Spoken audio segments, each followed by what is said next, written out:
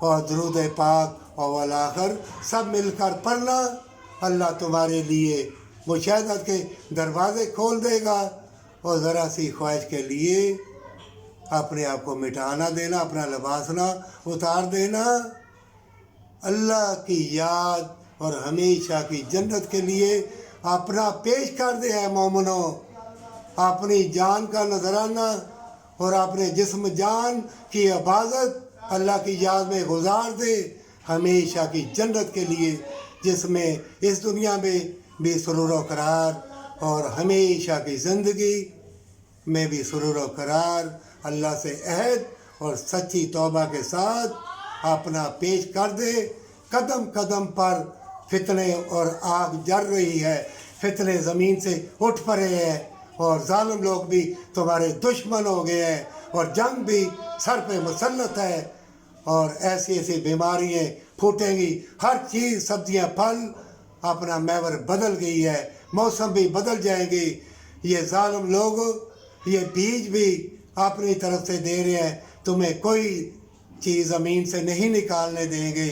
اس لیے مل جل کے سارے مسلمان ایک ہو جاؤ اور درود پاک پڑھو اور یتیموں مسکینوں کی مدد کرو. اپنے محل منارے اونچے بنانے چھوڑ دو، اپنے 8-8 10-10 مکان بنانے چھوڑ دو. اگر ہیں تو یتیموں مسکینوں کو دے دو ہمیشہ کی جنت کے لیے.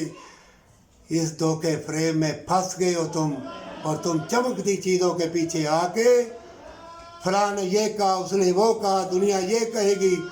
کیا تم غور نہیں کرتے کہ اللہ کیا کہے گا؟ اور جب حشر و محشر کا میدان سجا ہوگا اس وقت ساری دنیا کا حساب ہوگا. اس وقت تمہارا کوئی حامی و ناصر نہ ہوگا. اس وقت اللہ تمہارے بارے میں کیا ہوگا؟ اس دن سے بچنے کے لیے اللہ سے عہد کر لے، سچی توبہ کے ساتھ بچ جائے گا. نہیں تو ہلاکت کے لیے تیار ہو جا. تمہارا دل، ضمیر، الفت، پیار سب مٹ جائے گی اور تمہیں ہوش بھی نہ رہے گی. اس اندھے پن سے بچنے کے لیے اپنی آنکھوں سے دیکھ اور اپنے دل کو جگا. درود پاک اور نور مصطفیٰ کی روشنی میں رسول اللہ صلی اللہ علیہ وآلہ وسلم زمین پر ہے اور خانہ کعبہ بھی زمین پر ہے. اور برکتیں اور فضیلتوں کی طرف دیکھو گے تو نور کی بارش تمہیں اپنے گھیرے میں لے لے گی اور تمہارا ہر قدم اللہ کی حفاظت میں ہوگا، ہر سانس برکت والا ہوگا اور تمہاری زبان میں تاثیر ہوگی. اگر تم نے اپنا مال ثباب اللہ کی راہ میں نہ بانٹا ہمیشہ کی جنت کے لیے، یہ سودا مہنگا نہیں ہے.